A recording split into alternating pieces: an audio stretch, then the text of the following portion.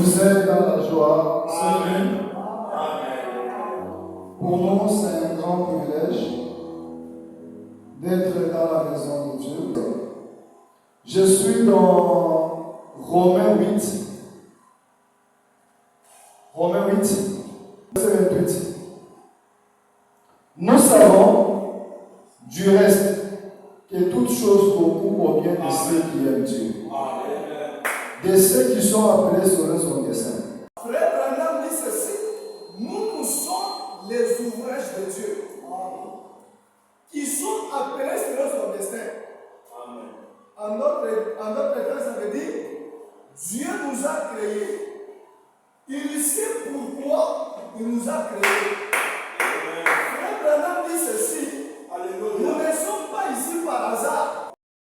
Il désire étudier ce temps. Qu'est-ce que le Père de Dieu?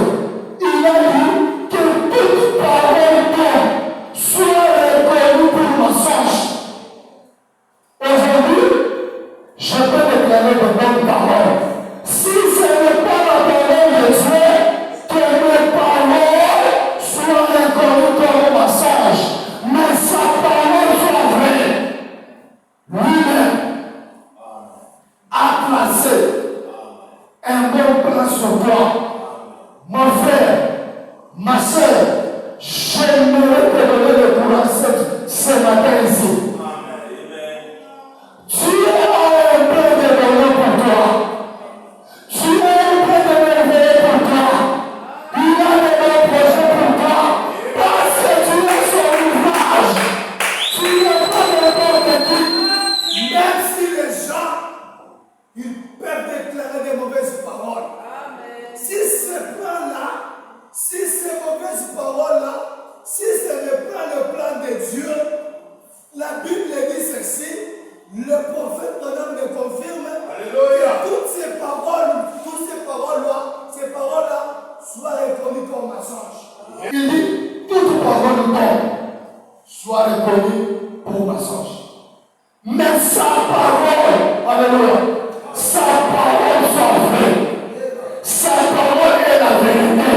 Lui-même, il est la vérité.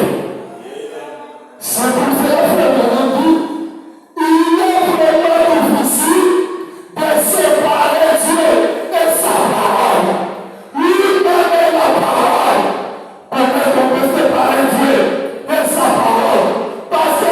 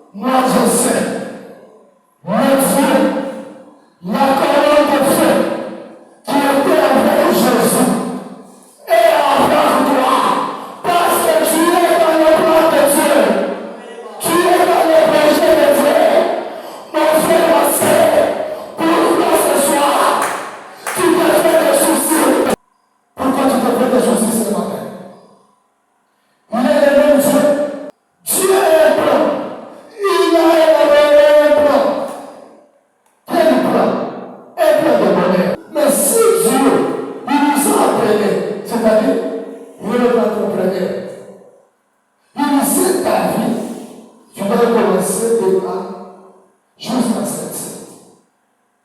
Même si les choses tournent mal, il a un projet pour toi.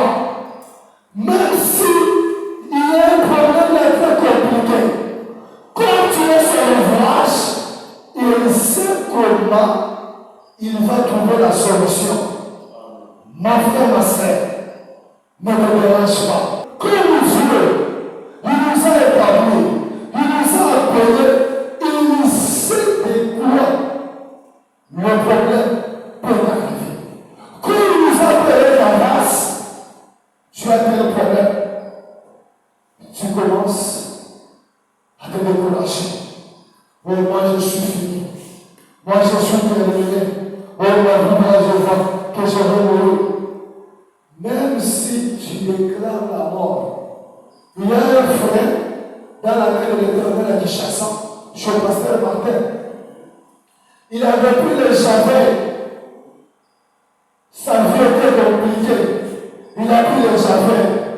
Mais comme il était dans le projet de Dieu, il a pris le javel. Papa. On l'a emmené à l'hôpital. Vous connaissez les conséquences des javels? Il t'encadre pour tout le monde. Mais comme ces frères-là étaient dans le projet de Dieu, et dans le projet de Dieu, ces frères-là est en vie maintenant. Et puis il a donné, il était initié là-bas. Dieu savait qu'il serait initié dans le Éternel. Ne te pose pas de questions. Oh moi, mes affaires ne vont pas. Oh, moi, je suis fini. Même si tu pars te jeter de la main ici, ou dans quelque chose, même dans le camion, dans un camion qui passe là-bas, et puis vous allez voir un chauffeur là-bas parfait. Parce que tu es dans le plan de Dieu. Tu ne peux jamais renouveler le plan de Dieu. Même si tu te fais des soucis comment, je vais vous donner un secret ce soir. Pour que vous mettez toujours dans le plan de Dieu. La Bible nous a donné des solutions. Quand tu es dans le plan de Dieu, tu dois faire comment pour toujours te jeter dans le plan de Dieu. Si nous prenons Proverbe 3, de 5 à 6, confie-toi à l'Éternel de tout ton cœur. Quand tu es dans le plan de Dieu, même si les choses ne marchent pas, la Bible dit, confie-toi à l'Éternel de tout ton cœur. Lorsque tu te confies à l'Éternel, lorsque tu te manières à l'Éternel, tu dis, Seigneur, tu es ma vie, tu as été mes malades, tu es ma vie, sans toi, sans le message de Père et de Père.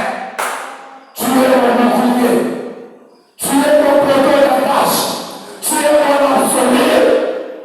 Là, tu es dans le plan de Dieu.